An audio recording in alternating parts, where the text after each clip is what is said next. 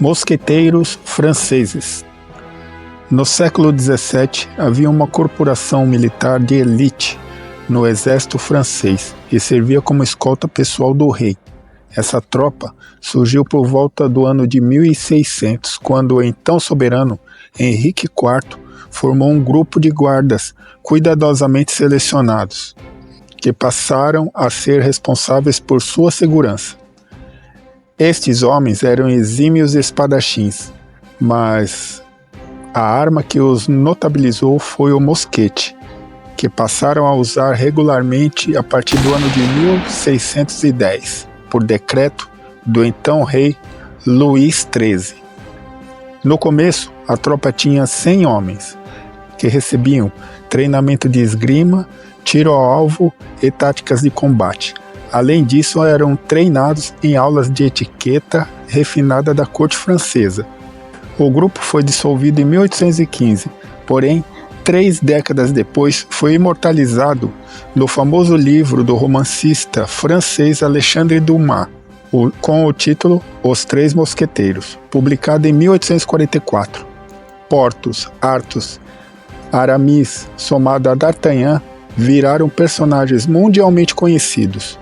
No século XX, com o advento do cinema, diversos filmes foram feitos com essa temática, imortalizando esse regimento. Hussardos alados poloneses. Era uma formação de cavalaria pesada, nativa da Polônia, e na comunidade polaco-lituana, estado que existiu de 1503 a 1702. Seu codinome é derivado das grandes asas traseiras que os cavaleiros ostentavam, e o intuito disso era atemorizar o inimigo com o enorme barulho que faziam ao cavalgarem a todo galope em um ataque. Esses cavaleiros eram habilidosos no manejo de suas lanças cuidadosamente projetadas e suas táticas militares muito bem planejadas. Os hussardos alados preferiam armas brancas, em uma época em que os exércitos europeus estavam se tornando cada vez mais dependentes de armas de fogo.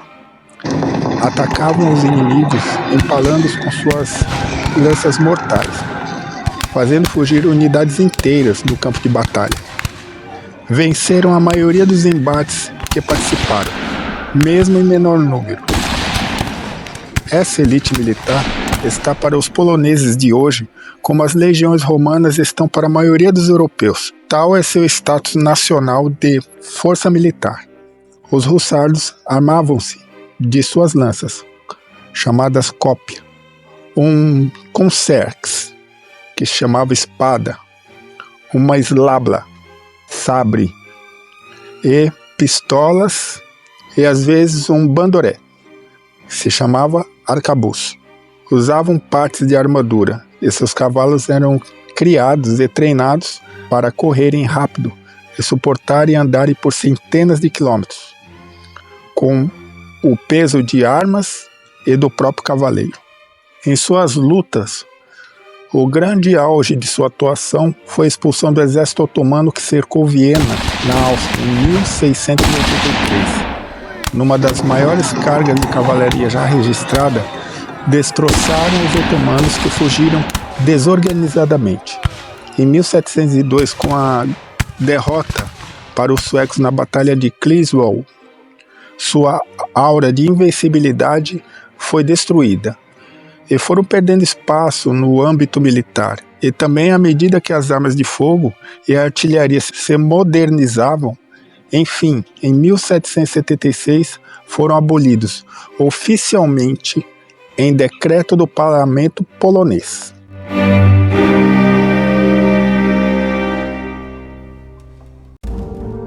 SS nazista. Menos de um mês após ser nomeado chanceler da Alemanha, Hitler, em fevereiro de 1933, criou as SS como guarda pessoal sua. Com o incêndio do hashtag parlamento em alemão, naquele mesmo ano, ele concordou e concedeu plenos poderes de detenção a esse corpo, como ato de prisão preventiva a pessoas consideradas perigosas ao Estado. Em março de 1933, o chefe das SS, Heinrich Himmler anunciou o primeiro campo de concentração nazista, em Dachau, perto da cidade de Munique, no que as SS passaram a fazer a segurança desse e de todos os outros campos que seriam construídos posteriormente. Havia o braço de combate dessa elite, as Waffen-SS, que serviram no fronte leste durante a Segunda Guerra Mundial, com mais de 38 divisões.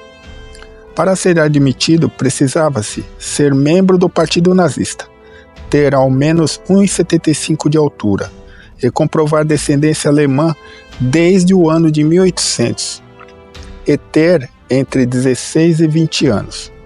As SS teve um papel importante no episódio da Noite das Longas Facas, onde Hitler desarticulou o grupo militar SA, ou Camisas Pardas, que havia iniciado com o partido desde os anos 1920. Ernest Röhm, seu líder, foi preso e executado, e alguns dizem que pelo próprio Hitler. Muitos membros e unidades das Waffen-SS foram responsáveis por diversos crimes. Participaram de massacres em grandes escalas e em diversas ocasiões, tanto no front ocidental como no oriental. As divisões SS eram Leibstandard, Das Reich, Totenkopf, Polizei, Viking, Nord, Hohenstaufen, Nordland, Hitlerjugend, Galizien, Reichsführer, entre outras. As Waffen-SS e todas as ramificações foram consideradas pelo Tribunal de Nuremberg como organizações criminosas, com o fim da guerra e a derrota alemã em 1945. Todos seus membros e comandantes, por conseguinte, foram implicados com os crimes de guerra. Segundo historiadores, 341 mil homens das Waffen-SS morreram durante o conflito em combates. Boinas Verdes. Sua criação data de 1952 durante a Guerra da Coreia. O Major General Robert McClure escolheu outros oficiais a dedo para formar as forças especializadas em luta não convencional contra ações guerrilheiras. O treinamento rigoroso não admitia qualquer recruta, pois o objetivo era preparar homens com aptidões e habilidades em qualquer terreno hostil, apurado conhecimento de armas, de armamentos e físico qualificado. A Guerra do Vietnã propôs o tipo de luta em que os boinas verdes poderiam atuar.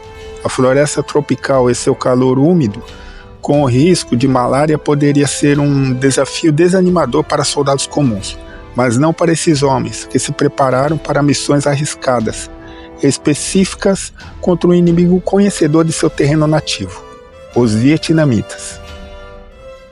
Os boinas verdes atuaram como uma anti-guerrilha vietnamita e ficaram célebres no cinema com figuras como a de Rambo, que era nos filmes Um Boina Verde, ou em Apocalipse Now, de 1979, com Marlon Brando, se bem que ele não é nada heróico, pois enlouqueceu completamente no filme.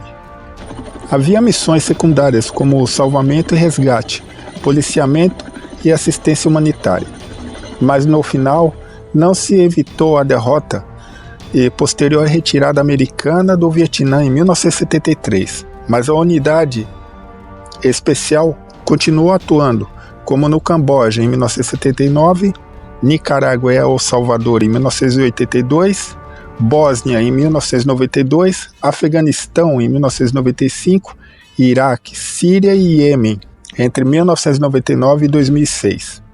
As Forças Especiais Boinas Verdes ainda estão em serviço e atuam como força de paz no Haiti e em outras missões pelo globo.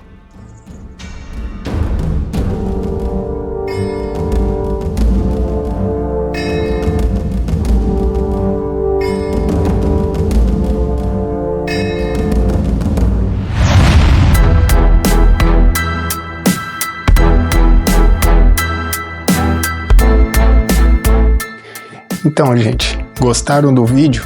Eu espero que sim.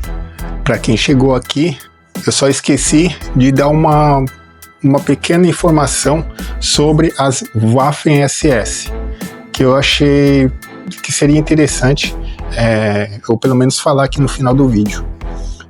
O uniforme camuflado de combate foi adotado pela primeira vez. Esse foi um dos primeiros corpos de elite de qualquer exército que eu saiba que adotou o uniforme camuflado. No princípio causou meio que uma estranheza, né, entre os militares, porque não era comum, né?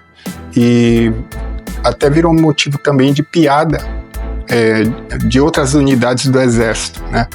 Mas conforme foi sendo implementado no campo de batalha, se provou ser muito útil, né?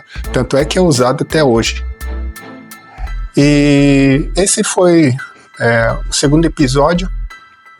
Junto ao primeiro, eu falei no total de 8 guardas de elite através da história, desde a antiguidade até os dias atuais, sendo que os Boinas Verdes, desses 8 que eu falei aqui, é o único que ainda está em atividade. É o único corpo de elite que ainda está em atividade.